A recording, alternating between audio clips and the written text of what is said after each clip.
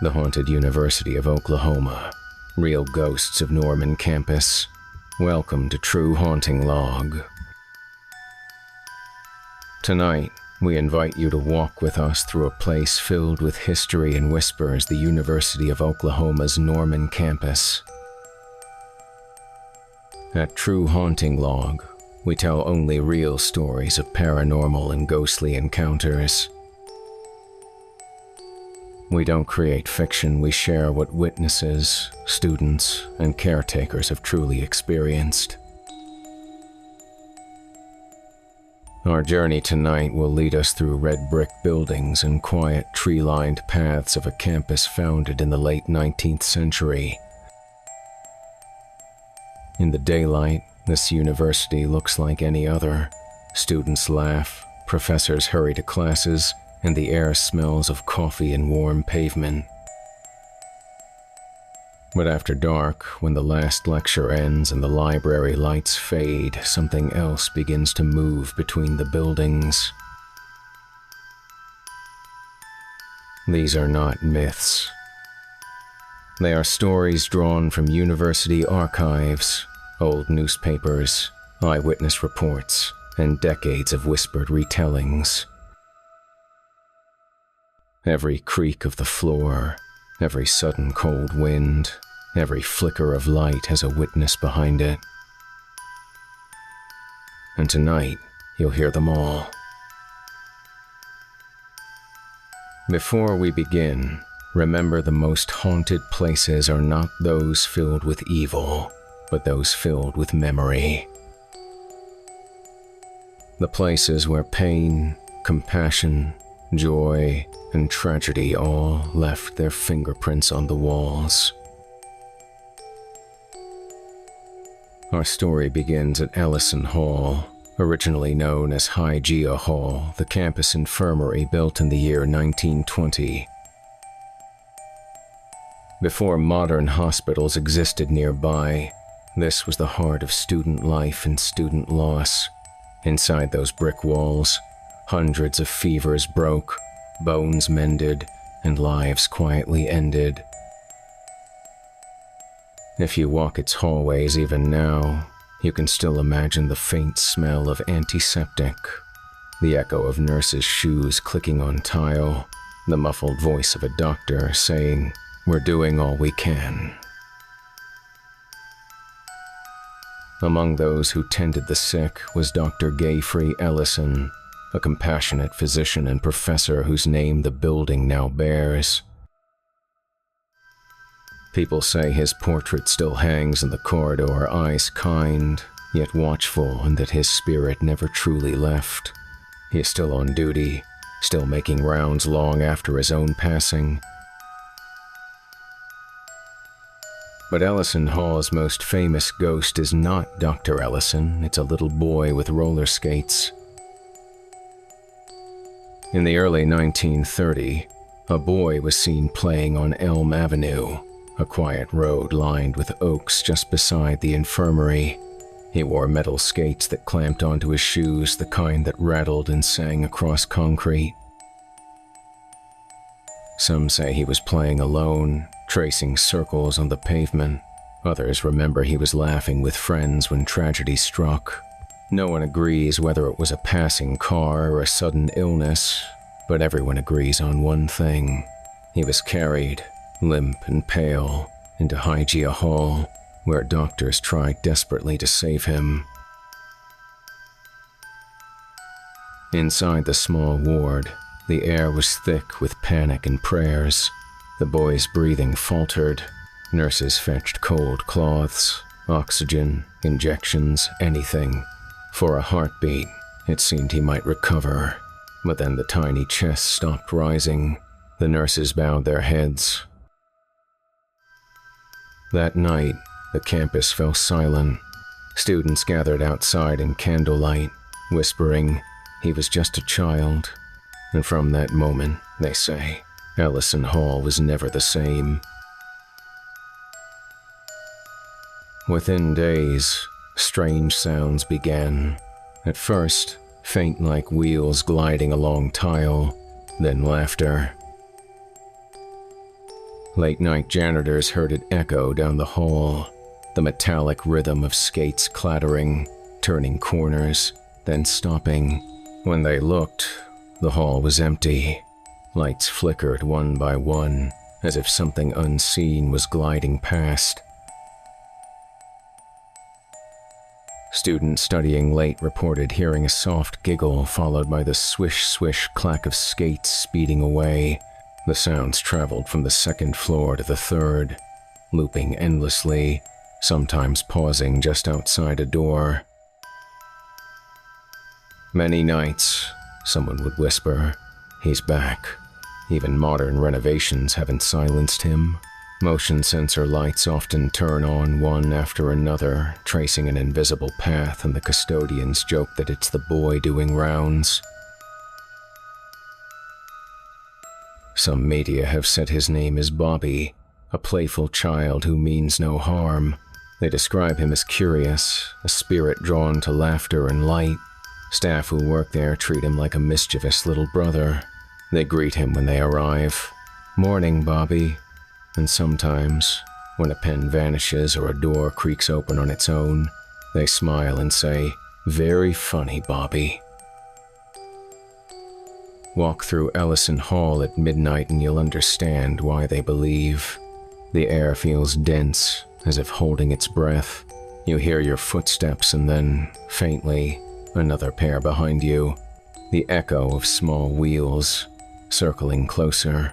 A child's giggle brushes past your ear. While the boy's laughter fills the upper floors, another figure roams the lower hallways, a man in a white coat. Witnesses describe him as calm, deliberate, and almost fatherly. He peers into offices, straightens chairs, and turns off lights that were left on. He never speaks, but his presence radiates care. Many believe it is Dr. Ellison himself, still ensuring the building runs smoothly. One janitor swore she saw him standing at the end of the corridor one night, clipboard in hand. She blinked and he was gone, but the air carried the faint scent of aftershave and disinfectant, as though someone had just passed. There's also a trickster spirit within these walls, a playful force that hides pens, rearranges papers, and unlocks drawers that were firmly closed. Employees have learned to speak aloud to it. "Please, not tonight, we're busy." And within minutes, the missing items often reappear. The kitchen still echoes with phantom clinking dishes washed by unseen hands.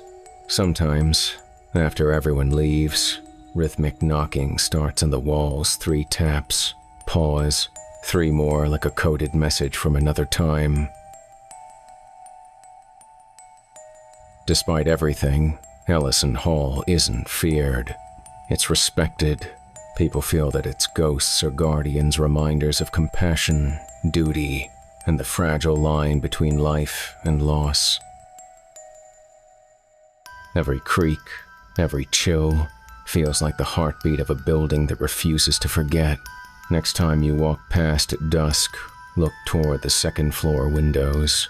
You might see a child gazing down, skates in hand, or perhaps a doctor in white, still making his rounds, still caring for those who wander too late. Across from Ellison Hall once stood a stately white house with tall columns and a wraparound porch. It was home to the Delta Delta Delta sorority, better known on campus as Tri Delta House. In the year 1920 and 1930, it was a lively place. Music drifted from the parlor piano, girls laughed over late-night cocoa, and the scent of perfume floated through the halls. But by the early 1970s, joy had curdled into dread. One warm spring night, a young woman sleeping on the second floor woke gasping for air. She couldn't move. Invisible hands pressed against her throat. She clawed at the darkness, but nothing was there. In the corner of the room, a shadow swelled, not shaped like any human. She whispered a childhood prayer. Instantly, the pressure lifted. She rolled over, trembling, to find faint bruises blooming across her neck.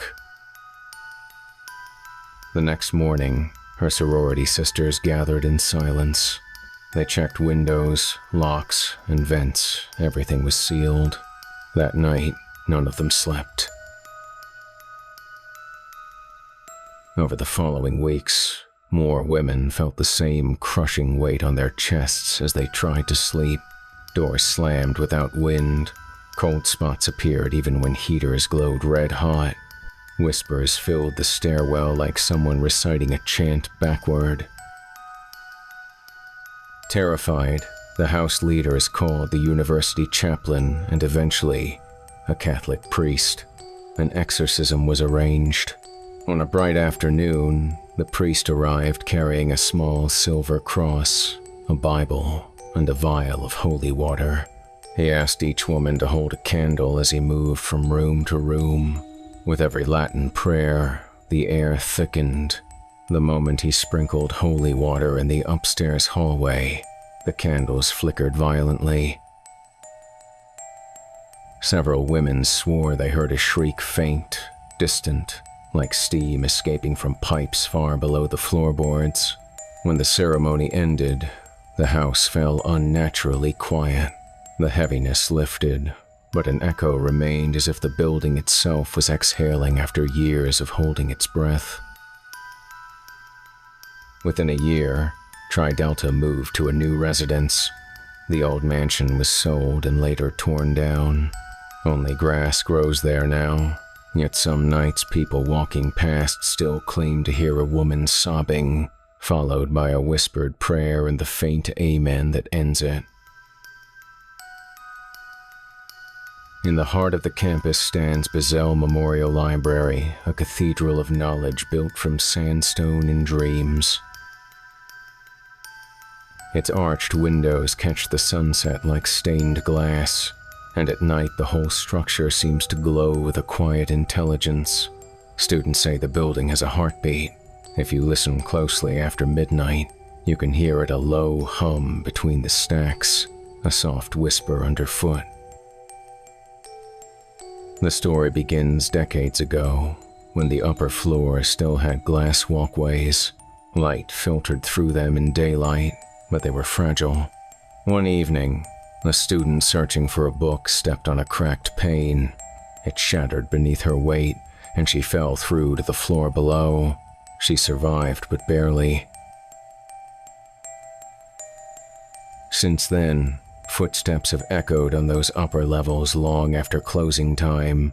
Guards patrolling the aisles hear pacing directly above them when the floors are empty. A book falls.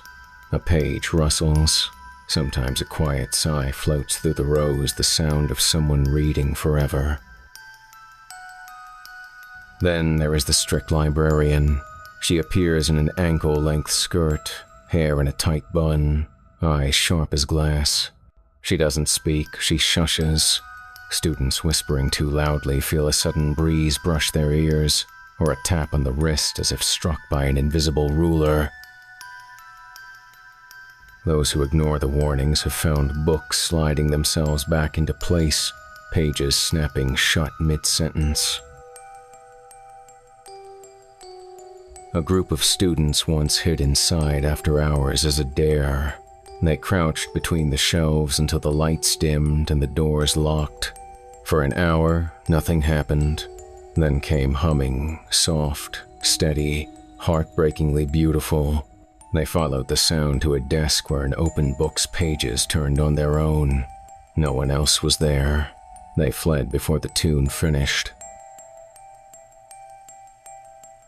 Even today, librarians report elevators stopping between floors for no reason, or carts rolling up gentle inclines against gravity.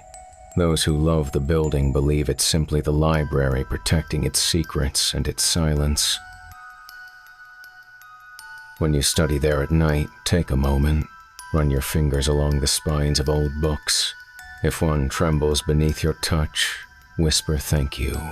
You may have just greeted the library's oldest guardian.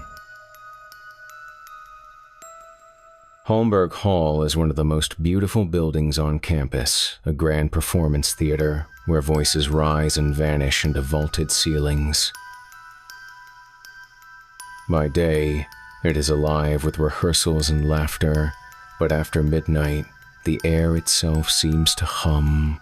This was once the stage of Professor Mildred Boggess, a stern but beloved music teacher. For decades, she trained singers and organists, pacing the stage with a metronome in hand, correcting pitch and posture. When she passed away in 1987, many believed she would finally rest. She didn't. During renovations soon after her death, the old pipe organ was removed and replaced with a new electric instrument. That's when it began. Security guards locking up heard organ music drifting from the dark auditorium, slow, mournful, perfectly played. They rushed inside to find the hall empty, the console dark. The melody stopped the instant the lights flicked on. Students practicing alone on stage felt someone standing just behind them, breathing softly, listening. Curtains swayed without wind. Lights flickered in a rhythm that seemed to keep time with a song only she could hear. One stormy night, a cello student rehearsed a solo while rain hammered the roof.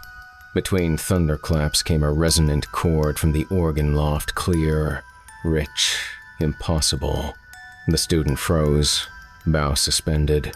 Another chord followed, resolving into a gentle hymn. Tears rolled down her face as she whispered, "Thank you, Professor." Those who knew Mildred Boggess say the ghost is not angry, she's devoted.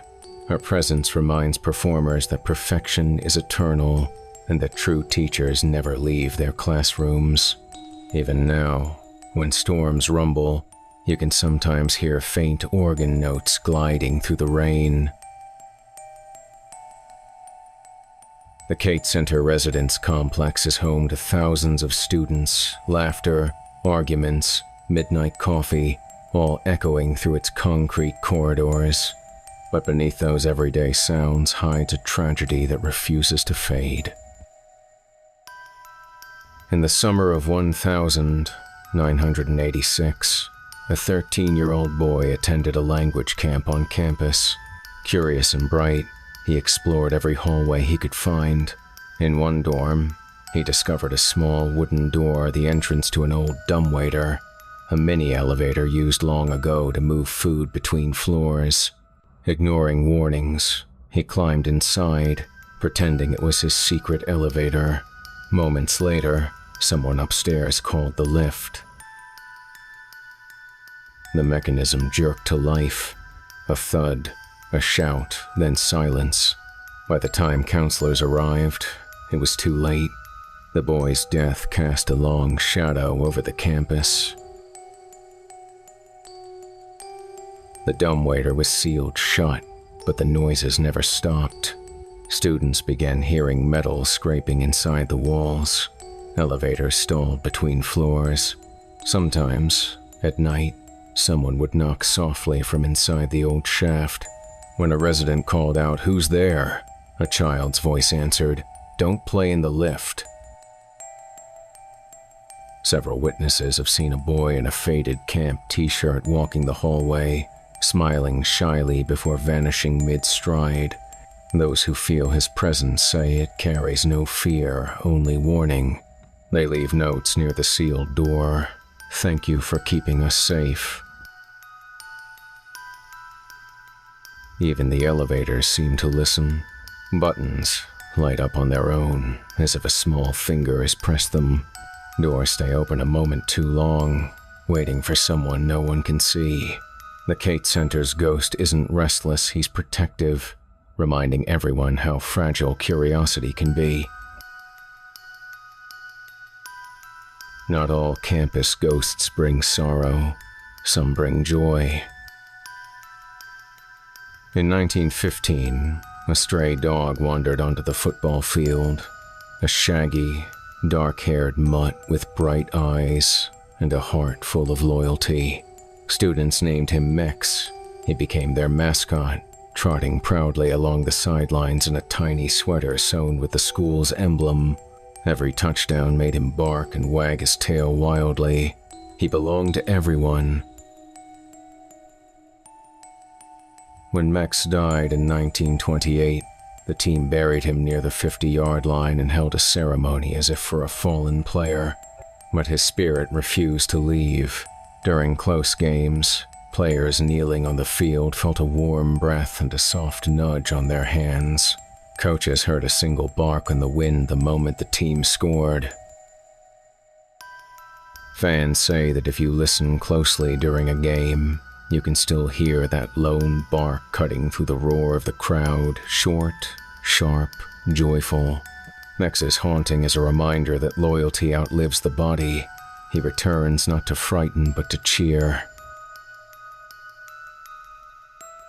Rising 12 stories high, Walker Tower watches over the campus like a sentinel of stone and glass. From its upper floors, you can see all of Norman. The city lights flicker like embers, and the wind roars across the plains. By day, it is just another residence hall. By night, the air changes. For decades, students have spoken of strange sensations near the windows and rooftops, a sudden heaviness, a drop in temperature, the feeling of being pulled forward by something unseen. Those who know the tower's history understand why. There were tragedies here. In the mid-20th century, several students and visitors took their own lives by leaping from the upper stories. No one knows their names anymore, but the sorrow they left behind lingers like mist. When the wind circles the corners of the tower, it creates a low moan, a sound that seems almost human. Residents lying awake hear elevator doors open on floors no one called, then the faint shuffle of footsteps stepping in and out. Some have seen the car arrive empty, its light flickering softly as if waiting for a passenger who never comes. Common rooms hold subtler reminders. Couch cushions sink beside students studying alone. Balcony doors creak open, though locked minutes before. In those moments, fear mixes with sympathy as if the building itself mourns the choices made within it. During campus ghost tours, guides speak gently here. They ask visitors to bow their heads for a moment of silence. Walker Tower's haunting is not about terror, it's about compassion.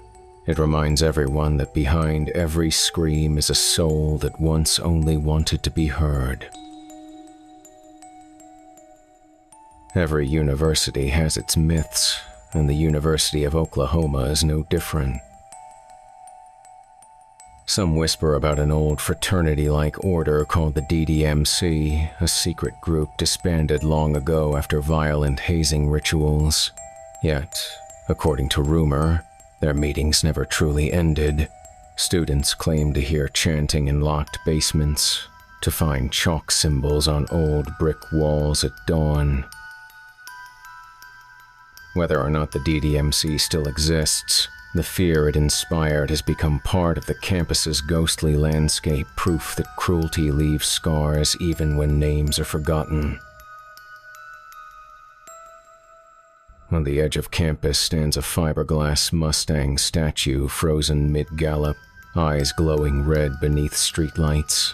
At night, those eyes seem alive, reflecting car headlights with a bloody gleam. When people learn that the sculptor died in a tragic studio accident, crushed beneath a similar creation, the statue takes on new weight. Passers-by sometimes feel a pulse of dread when they glance up and see those crimson reflections staring back. It's not the horse that haunts, it's the story behind it. Beneath the manicured lawns and lecture halls lies another world, a maze of maintenance tunnels carrying pipes, cables, and whispers. Few students have ever entered them, yet rumors insist that shadows move there long after workers leave. Some say the ghosts of Ellison Hall, the Tri-Delta House, and even Holmberg Hall are connected through those underground corridors, the tunnels serving as invisible arteries for restless souls. When steam hisses through vent grates on winter nights, it sometimes sounds like voices of murmured conversation too faint to understand. Security guards walking alone swear they hear footsteps matching their own stride for stride. No one knows whether these are echoes of the living or the dead. Perhaps, like the university itself, the tunnels simply remember. Every haunting on this campus, from the boy on skates to the woman at the organ, carries a message. Some warn us to be careful. Some remind us to keep learning, keep creating, keep loving. And some, like the ones in Walker Tower, tell us to look after each other while we're still alive. Ghosts are not always punishments. Sometimes, they are teachers who refuse to stop teaching. Imagine yourself walking across the quiet campus long after midnight. The buildings rise like ancient guardians in the moonlight. The leaves whisper overhead, and somewhere in the distance a single bell chimes the hour. You pass Ellison Hall, once an infirmary, now an office. Through the window, you could swear you saw movement on the third floor. Then, faintly, the sound of wheels, roller skates gliding across tile. A moment later, laughter, a child's laughter, and then silence. You keep walking. Across the street, the grass covers the place where the Tri-Delta House once stood. The night air feels heavier here, as though the ground itself remembers fear. For a second, you think you hear a whisper, a prayer half-spoken, "Deliver us." The wind carries it away. Turning toward the library, you slow your steps. Light seeps through the high windows like candle glow. Inside, the endless shelves stretch into darkness. A book falls somewhere in the distance. Then shh, a breath right beside your ear. Holmberg Hall stands ahead. The theater's door is locked but humming softly. You pause on the steps and listen. From deep inside, faint organ music drifts out clear, precise, filled with longing. Thunder rolls overhead, but the melody does not stop. You whisper, "Thank you, Professor," and move on. At the Cate Center, the elevator lights blink unexpectedly. You think you hear a small voice say, "Don't play in the lift." Your throat tightens. You nod, not in fear, but in respect. When you reach the stadium, the night is perfectly still. You stand by the 50-yard line and close your eyes. For a heartbeat, there is only quiet. Then one single bark, joyful and proud. Max is still here, guarding his team. You realize something then: these ghosts are not just echoes. They are the memories of people who loved, feared, dreamed, and refused to be forgotten. The University of Oklahoma is not haunted by darkness. It is haunted by remembrance. As you leave, you glance up at Walker Tower. The highest windows glimmer faintly in the moonlight. You feel no dread, only empathy, a promise to listen if the lonely ever whisper again. Ghost stories, after all, are never really about death. They are about the living about us, and about how we choose to carry the past forward with kindness. So the next time you walk through a quiet hallway, if you hear a sound you can't explain, don't be afraid. Just pause.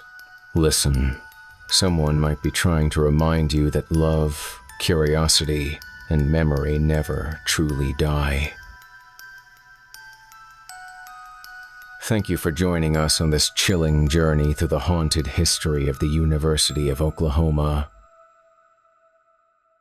Every story you've heard tonight is rooted in real accounts, whispers from those who once walked these same halls. If you enjoyed this story, don't forget to like, subscribe, and share it with others who believe the past still speaks. And if you have a haunting story of your own, something you've seen, heard, or felt that defies explanation, send it to us at truehauntinglog@gmail.com. Your story might be featured right here on True Haunting Log, where real people share real encounters with the unknown. Until next time, keep your lights low, your mind open, and your heart steady, because you never know who or what might be walking beside you in the dark.